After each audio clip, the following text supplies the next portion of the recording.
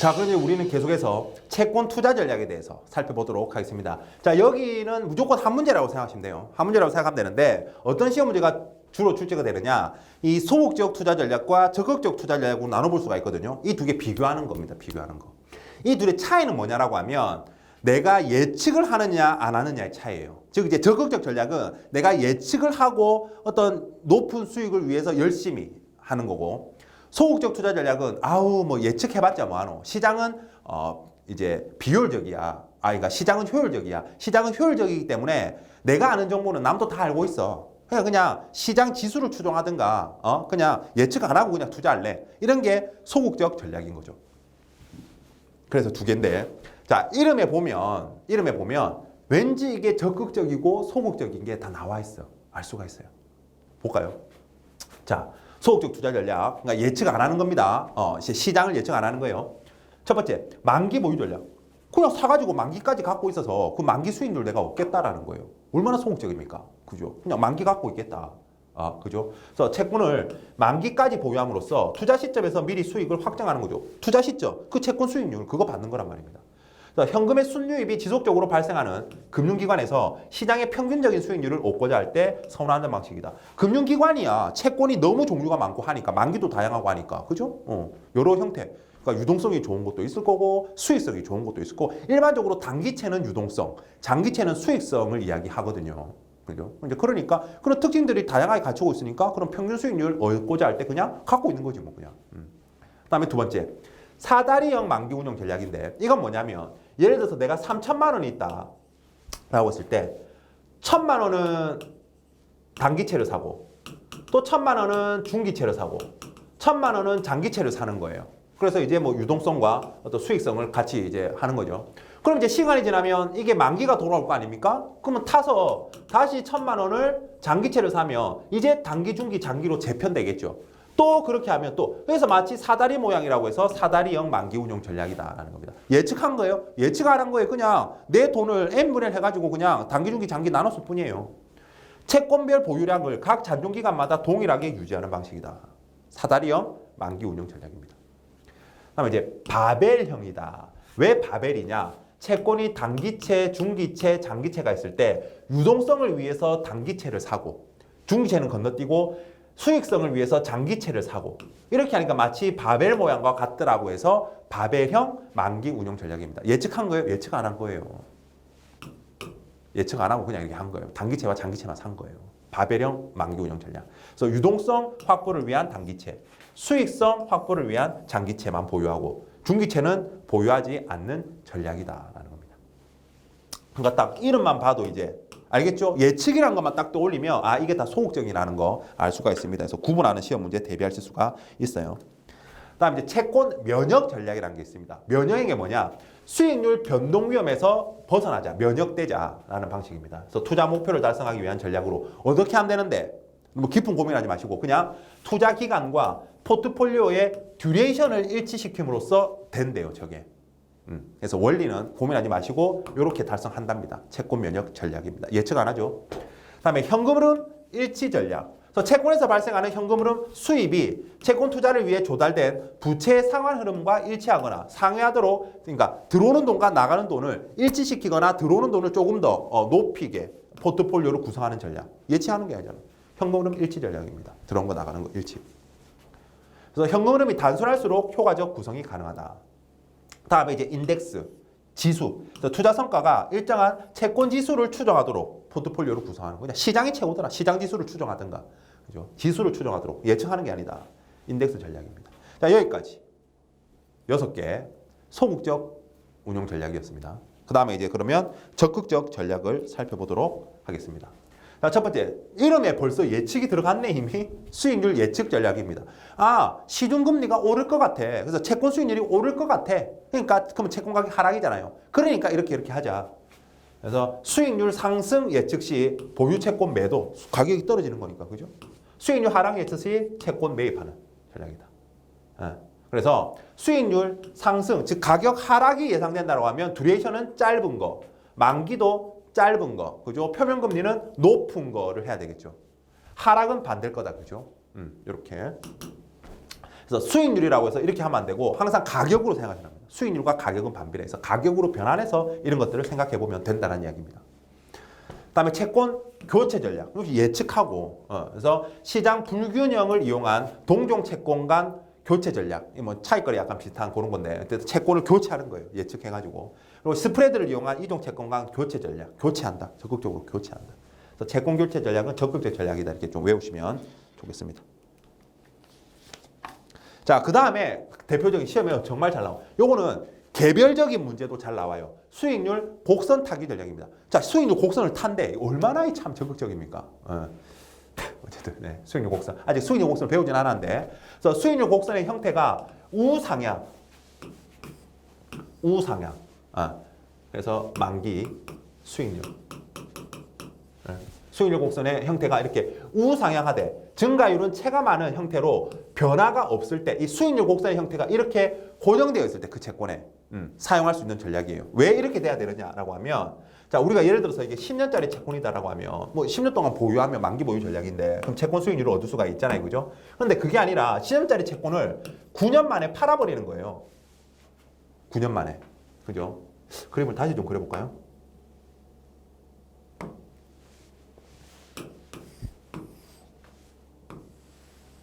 자, 이렇게 있다라고 했을 때 10년짜리 채권을 9년 만에 팔아버리면, 자, 수익률이 이렇게 이제 하락이 있잖아요. 그러니까 1년 만에 팔아버리면 이런 수익률 하락으로 인해서 이 채권의 가격이 어때요? 상승이죠. 그 매매 차익을. 이거를 이제 한 10번 반복하는 거죠. 10년 동안 10번 반복하는 거죠. 이제 이런 전략. 수익률 곡선 타기 전략입니다. 어떨 때 가능해? 수익률 곡선 형태가 우상향하고 증가율은 체감하는 형태로 돼 있어가지고 변화가 없을 때.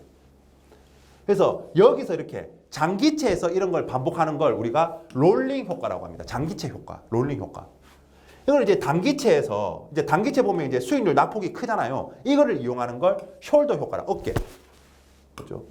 숄더 효과, 어깨. 이렇게 딱 보면, 그죠? 숄더 효과라고 합니다. 숄더 효과는 단기채 효과인 거죠. 그래서 롤링 효과. 장기채 매입 후 일정 기간 후 매도 반복하는 거죠, 이렇게. 그래서 그 차익분을 계속해서 누적하는, 매매 차익을 계속해서 누적하는 전략입니다. 수익률 곡선 타기 전략. 그러니까 예측해야죠. 어떤 예측? 수익률 곡선 형태가 우상향해서 이게 변화가 없을 거라고 예측했을 때 이런 걸 사용하겠죠. 그리고 수익률 곡선은 뭐 별거 없습니다. 수익률 곡선은 채권이 다른 조건이 동일할 때 만기에 따라서 채권 수익률이 다르더라는 거죠. 아무래도 장기채가 일반적으로 상식적으로 정상시장이라면 장기채가 수익률이 더 높겠죠. 그죠? 이런 걸, 그러니까 채권의 만기에 따라서 수익률이 달라지는 걸 채권의 기간 구조라고 하는데 그 기간 구조를 그래프로 나타낸 게 수익률 곡선입니다.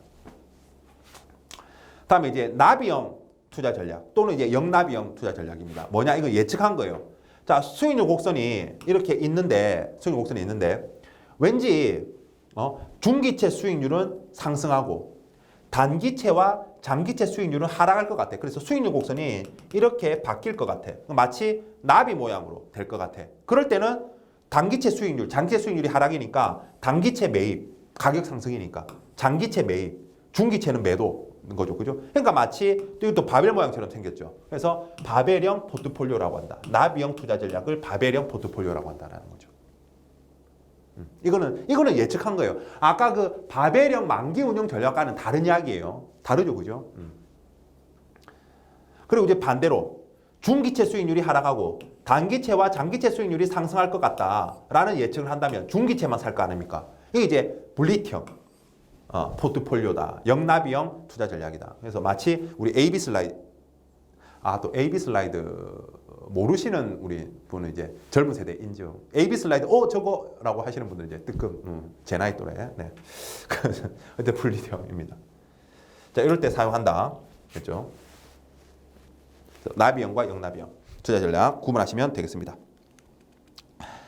자, 이렇게 하면 우리 이제 채권 투자 전략. 그래서 다시 한번 말씀드리지만 소극적, 적극적 구분할 수 있어야 됩니다. 시험에 다음 중 적극적 투자 전략은 몇 개인가? 가장 거리가 먼 것은 뭐 이런 식으로 나오고, 아니면 이제 개념, 수익률 곡선 타기 전략 이런 거 개념으로 보고 합니다. 아니면 채권 면역 전략 시험에 또 잘 나오고 이렇습니다. 그러니까 다 중요하니까 그냥 잘 공부하시면 되고요. 그리고 이제 수익률 곡선 방금 이야기했습니다. 채권의 수익률 의 기간 구조, 그러니까 만기가 다름에 따라서 수익률이 다르더라. 그걸 기간 구조를 그래프로 표시한 거다.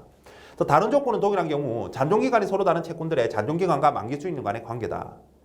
그래서 신용도가 동일한 무유표 채권의 만기 수익률과 만기와의 관계를 표시하고 있다. 뭐 이런 것들 읽어 놓으시면 되겠고. 자, 수익률 곡선의 종류 그나마 좀 중요합니다. 그래서 네 가지 상승형, 하강형, 수평형, 굴곡형이 있다. 상승형 일반적 아까 이렇게 그린 거. 그래서 금리가 낮은 수준의 안정된 금융시장에서 주로 나타난다. 당연히 단기채보다는 장기채 수익률이 높은 거죠, 그죠? 안정적인 시장에서는 이런 식이다. 상승형, 하강형. 고금리 상태에 있으면 지금 현재 고금리니까 향후 이제 수익이 하락할 수도 금리 하락을 예상하면 사람들이 다 이런 식으로 받아들이겠죠, 그죠? 하강형. 그다음 수평형은 변동이 없는 거죠, 그죠? 향후 수익률 수준이 다르지 않을 것으로 기대되거나 상승형에서 하강형으로, 하강형에서 상승형으로 전환 시 일시적으로 나타나는 형태, 수평형. 굴곡형은 다른 말로 낙타형이라고 하는데 이렇게 꿀렁거리는 부분이 있는 거죠. 즉 중기채 수익률이 단장기채 수익률보다 높은 이런 현상이 발생하는 거죠. 그래서 굴곡형, 뭐 낙타형 같은 말입니다. 그래서 자금 사정의 일시적인 악화로 단기적으로는 금리가 높아지지만 장기적으로는 안정된다는 기대에서 나타난다. 이렇게 그냥 연결하시면 되겠습니다. 그럼 이런 수익률 곡선에 대한 이론이 있는데요. 다 가설들이에요. 정답은 없다는 이야기죠. 다 가설입니다. 가설. 그래서 불편기대 가설은 어디가 몸이 불편하다는 게 아프다는 게 아니에요. 편중됨이 없다. 즉 투자자들의 기대가 다 동일하더라. 그래서 투자자는 위험 중립형으로 가정합니다. 위험에 대해서 좋아하지도 싫어하지도 않는다. 위험에 대해서. 그렇기 때문에 현재 수익률 곡선. 그렇기 때문에 사람들은 이제 예측을 그냥 수익률이 좋아질 것 같아. 수익률이 떨어질 것 같아. 이렇게 그냥 예측하면 그 기대가 투자자들이 모두 동일하더라라는 거죠. 기대가 동일하더라. 그래서 수익률 곡선이 그냥 시장 참가자들이 수익률 오를 것 같은데 상승형, 투자자들이 수익률이 떨어질 것 같은데 그러면 하강형, 이렇게 수익률 곡선이 결정되더라는 거죠. 그게 불편기대 가설입니다. 현재 수익률 곡선에는 미래 단기 수익률들에 대한 기대가 반영되어 있다. 이게 곧 이제 장점이고 또 이게 또 단점입니다. 그래서 다양한 형태의 수익률 곡선을 설명할 수 있다라는 이제 장점이 있죠. 다음 이제 유동성 선호 가설은 사람들은 유동성을 좋아하더라, 위험을 싫어하더라. 그래서 장기채보다는 단기채를 선호하더라. 그러면 장기채를 사게 하려면 그에 대한 대가를 더 줘야 되더라. 위험 프리미엄을 더 줘야 되더라. 그러니까 투자자들의 기대에다가 유동성 상승에 대한 보상을 더 줘야 되더라. 왜? 투자자들은 위험 회피형이라고 가정하고 있습니다. 유동성 선호 가설에서는. 다르죠, 그죠? 유동성 선호 가설에서 위험 회피형이라고 하고 있기 때문에 그래서 투자자들의 기대가 수평형이나 살짝 하락할 것 같다고 예상하더라도 그 유동성 상실에 대한 보상 때문에라도 수익률 곡선은 우상향으로 나타날 수 있다. 하락 기대에서도 유동성 프리미엄으로 우상향 곡선이 나올 수 있다. 그래서 수익률 곡선이 우상향하는 것을 잘 설명하는 가설입니다.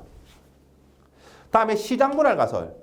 단기채를 좋아하는 사람은 단기채 시장에서만, 중기채를 좋아하는 사람은 중기채 시장에서만, 장기채를 좋아하는 사람은 장기채 시장에서만 거래를 한다. 각각의 시장이 이렇게 분할되어 있다가 시장 분할 가설이고 말 그대로. 선호영역 가설은 그렇다 하더라도 좋아하는 시장이 있다고 하더라도 과도한 대가가 주어진다면 수익률을 더 준다면 다른 시장으로 갈아타더라. 선호영역 가설입니다. 그냥 이렇게 개념 정도 알아두시면 되겠습니다. 자, 그럼 이제 우리 채권에서 마지막으로 이제 특수사채, 이제 여러 가지 사채들 종류를 한번 신종증권들이랑 살펴보도록 하겠습니다.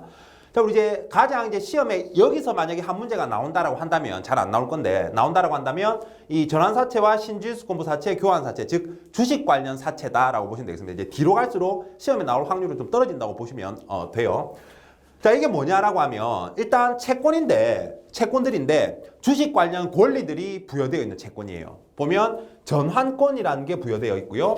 신주인수권이라는 게 부여되어 있고 교환권이라는 게 부여되어 있죠. 그래서 우리가 컨버터블 본드라고 합니다. 전환사채, 컨버터블. 우리 차도 컨버터블, 뚜껑 열리는 차잖아요. 그죠? 바뀌는 거잖아요. 그다음에 이제 신주인수권부사채, 본드 위드 워런트. 워런트가 가미된 채권. 워런트가 바로 이 신주인수권이거든요. 신주를 인수할 수 있는 권리. 그다음에 이제 교환사채. 이 회사가 가지고 있는 다른 회사 주식으로 교환할 수 있는. 그래서 이거는 exchangeable bond, exchangeable bond에서 교환사채입니다. 자, 그러면 이제 여기 이제 특징들을 여러분들이 이제 개념은 이렇게 됐으니까 이제 특징들을 좀 이제 아시면 되는데 재무 상태표를 잠깐 그려보면 자산과 부채와 자본이 있다라고 했을 때 자, 전환사채 한번 보겠습니다. 전환사채는 내가 이제 채권자예요. 채권자인데 내가 이 회사 주식으로 전환하고 싶단 말이지. 그러면 회사에다 신청을 합니다. 그러면 회사가 그 신주를 발행해서 그 채권을 주식으로 전환해 줘야 된단 말입니다. 자, 그러면 사채는 소멸해요. 그래서 내가 돈을 안 내도 되는 거죠. 따로 돈 내는 거 없이 사채 금액만큼 전환된단 말이에요. 그러니까 예를 들어서 전환 사채가 10만 원이다. 10만 원이다.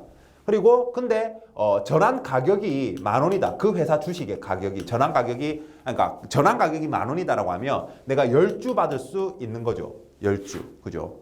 이런 식으로. 그러니까 내가 돈을 내는 건 없어. 내는 건 없어요. 그럼 이제 회사는 신주를 발행해서 이제 준단 말입니다. 그러면 회사 입장에서 한번 봐보세요. 이제 사채는 소멸하니까 부채가 줄어든단 말입니다. 이렇게. 근데 부채가 줄어드는 만큼 신주를 발행하는 거니까 자본이 이렇게 늘어나는 거죠.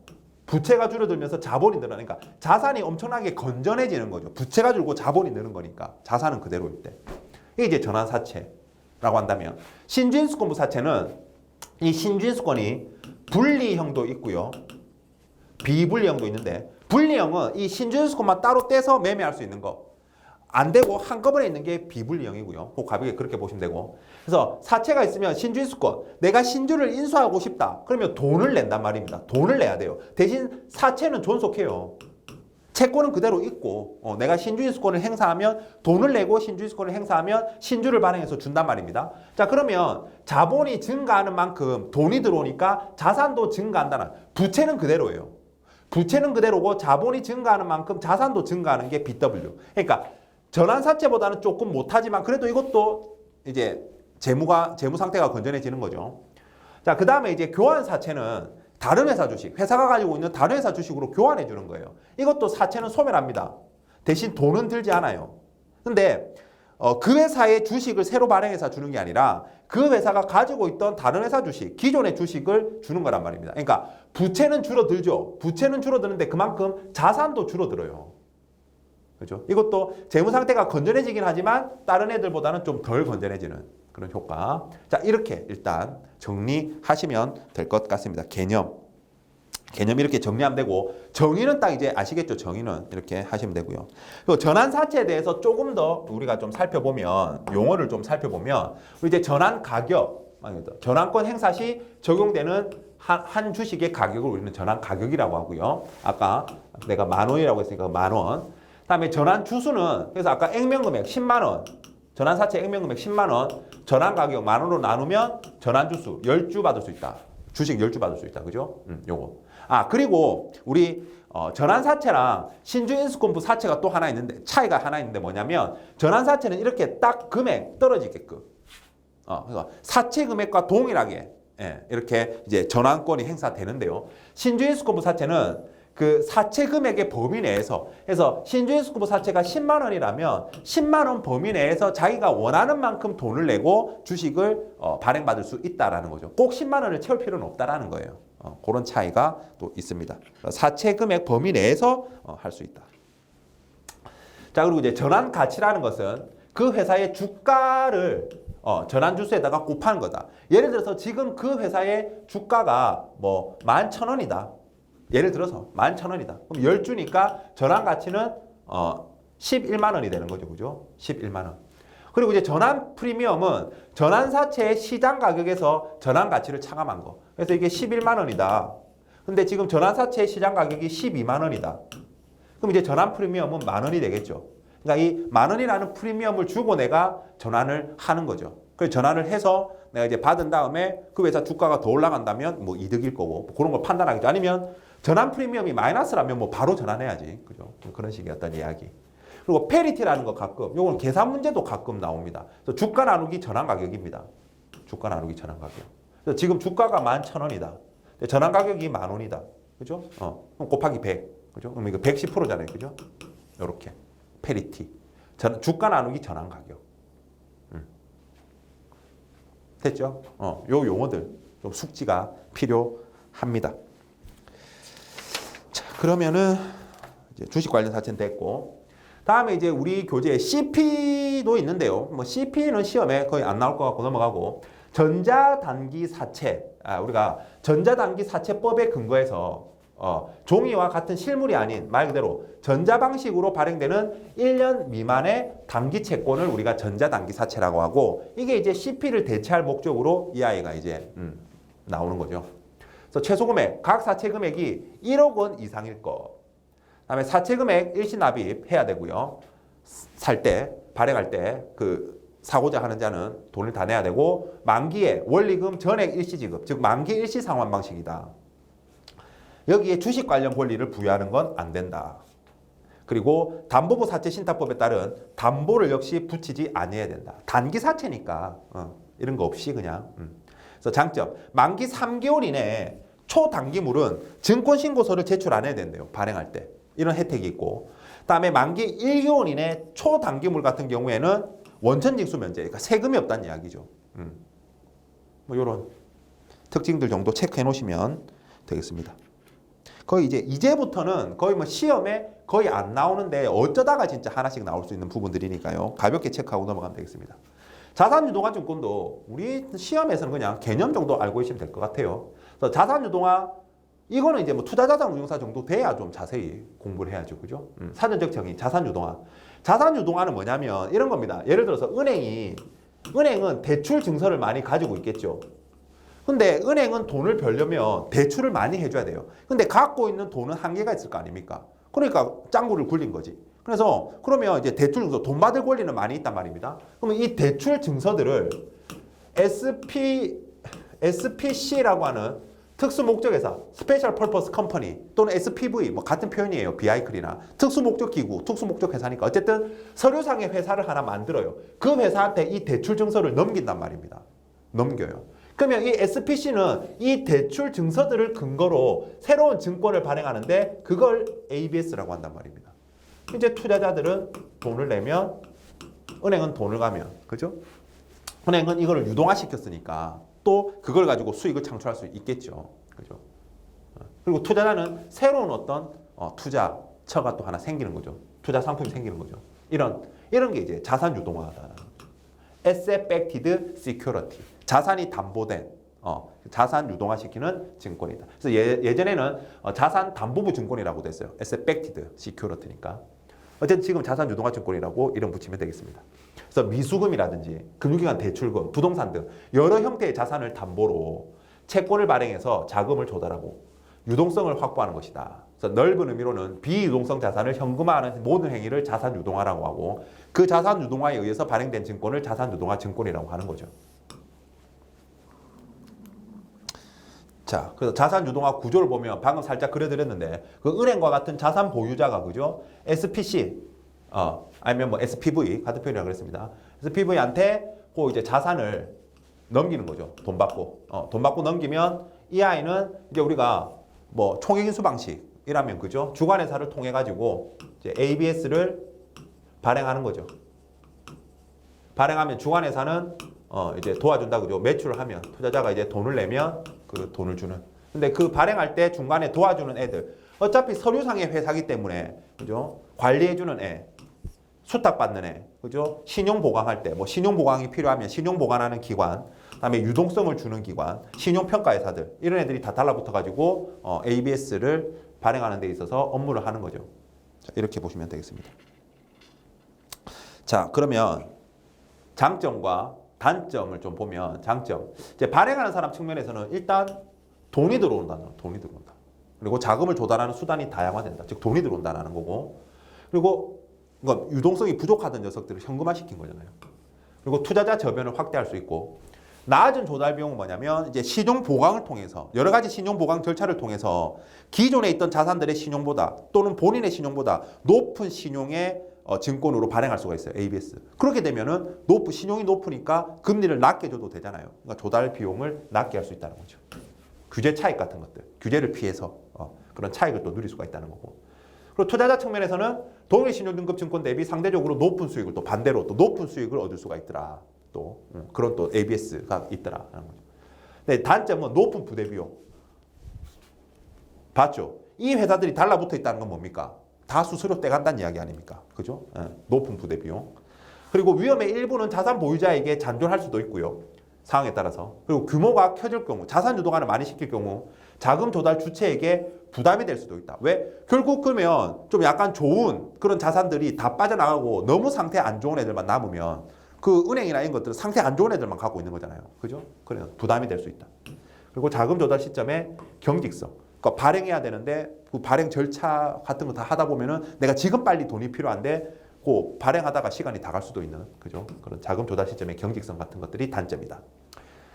이제 본드, 채권을 근간으로 발행되는 거, CBO, 그다음 CLO, 부채, 그 대출 증서 같은 것들, 대출 증서 같은 것들로 발행되는 CLO, 그러니까 채권과 대출 줄성과 섞인 데프트, 부채, 그냥 CDO, 그죠? 그 MBS, 모기지 채권을 기초로 한 ABS를 MBS라고 하고, 그다음에 CP를 근거로 유동화시키는 거 ABCP, 아까 전자단기 사채 STB, 그래서 전자단기 사채를 근거로 발행하는 유동화를 시킨 ABS를 ABSTB라고 한다. 좀 그냥 개념 정도 그냥 체크해 놓으시면 되겠습니다. 자, 그리고 이제 신종 자본증권입니다. 그래서 일정 수준 이상의 자본 요건을 갖출 경우 자본으로 인정되는 채무증권이래요. 채권인데 자본으로 인정해 준다고 합니다. 은행들한테. 근데 은행들은 BIS 비율 때문에 자기 자본을 갖춰야 되는데, 그죠? 그러면 이제 그렇다고 주식을 너무 발행할 수는 없잖아요. 그때 이제 자본으로 인정되는 채권 발행을 통해서 그 BIS 비율을 채울 수도 있는 그렇게. 그래서 어떤 요건이냐? 이런 후순위성이나 만기의 영구성, 이자 지급의 임의성 이 녀석들의 일부를 만족하면 이제 신종 자본증권으로 그러니까 일정 수준의 자본 요건을 갖췄다고 인정되고 그래서 자본으로 인정해 준단 말이죠. 왜 그러냐? 그러니까 주식을 생각해 보세요. 채권이지만 후순위성 그 일반 채권자들보다 아니면 주주들보다 더 그 재산을 돌려받는 뭐가 잘못됐을 때 자녀 재산 분배에 있어서 더 후순위에 있는 거지. 그러면은 채권이라도 오케이. 다음에 만기의 영구성. 원래 주식은 만기가 없잖아요. 그러니까 여기는 만기를 해서 채권이 한 30년 이상 정도 되면 와 이거는 채권은 자본으로 봐도 되겠는데 라는 이야기죠. 30년 이상 정도. 또 만기를 또 더 재연장할 수 만기가 되면 또 재연장하는 그런 채권이라면 다음에 이자 지급의 임의성. 배당이 그렇잖아요. 배당은 줘도 되고 안 줘도 돼요. 줄 수도 있고 안 줄 수도 있고. 근데 이자는 무조건 줘야 되는데 채무증권이지만 이자 지급의 임의성. 줘도 되고 안 줘도 되는 그런 식이라면 자본으로 인정하지 않을까. 요 세 가지 요건 일부 만족하면 되겠다. 그래서 이 세 가지 요건 일단 좀 알아두시면 좋을 것 같습니다. 그래서 용어 그냥 두 개만 체크해 보면 코코본드 옛날부터 했던 자본 잠식 등 유사시 자본으로 전환 가능한 채권을 우리가 코코본드라고 한답니다. 이렇게 개념만 알아두면 되고요. 그다음에 이제 조건부 자본증권이란 건 신종 자본증권 중에서 조건인 거죠. 좀 이제 좁은 개념이죠. 은행과 은행 아니면 금융지주회사가 발행하고 이제 우리 바젤3 협약이라는 게 있죠. 우리 뭔지 몰라도 됩니다. 바젤3 협약이라는 게 있어요. 그 기준상 자본으로 전환 또는 상각되는 채권. 이게 이제 조건부 자본증권입니다. 전환이나 상각. 그래서 코코본드는 전환만 이야기했는데 여기서 이제 상각까지. 그죠? 상각. 그냥 이렇게만 그냥 체크해 놓으시면 될 것 같아요. 자, 그 다음에 커버드 본드라는 게 있어요. 커버드 본드. 이중 상환 청구권. 그러니까 이중으로 상환을 받을 수 있는. 그러니까 원래는 이제 우리가 이자 받잖아요. 그죠? 이자 받는데 여기 담보 있는 걸 내가 달라고 할 수도 있는 채권자 입장에서 이중 상환을 청구할 수 있는 권리가 부여된 채권이다. 커버드 본드. 이중 상환 청구권부 채권이다. 그래서 발행기관에 대한 상환 청구권과 함께 원래 이자 받는 거 상환 청구권과 함께 발행기관이 담보로 제공하는 기초자산 집합에 대해서 제3자의 우선에서 변제받을 권리를 가지는 채권이다. 그냥 이거예요. 그냥 이 개념 이렇게 하는 거예요. 그래서 은행 등 금융기관이 보유한 주택담보대출이나 선박항공기 담보대출 등 일정 요건을 갖춘 우량자산을 담보로 발행할 수 있다라는 거죠. 이게 담보로 되니까. 그럼 이거를 또 우선해서 제3자의 우선해서 내가 받을 수 있는 권리가 있는 채권이다. 그래서 은행은 왜 하느냐? 조달금리를 낮출 수 있다. 이렇게 되면 담보가 있으니까 그죠? 확 낮출 수 있는 거죠. 그리고 투자자는 장기 투자가 가능하다. 안전하니까 담보도 있으니까. 그래서 은행이 커버드 본드에 투자할 경우 또 이제 고유동성 자산으로 분류해 줍니다. 그러니까 발행하는 입장에서는 이제 발행하면 투자처가 있는 거죠. 투자처가. 은행이 고유동성 자산으로 투자할 수 있으니까 이런 투자처가 있으니까 이런 장점들이 있다 서로. 근데 이제 발행기관이 이제 부실하게 됐을 때 예금자 및 일반 채권자 등이 상대적으로 불리해진다. 왜? 이 아이들이 먼저 다 갖고 가니까. 그죠? 그리고 커버드 본드 발행이 급격히 증가할 경우 이제 단점이에요. 증가할 경우 위에는 장점이었고 담보 제공을 위해 담보자산에서 제외되는 가계신용 대출이나 중소기업 대출은 실행이 위축될 수 있는 가능성이 있다.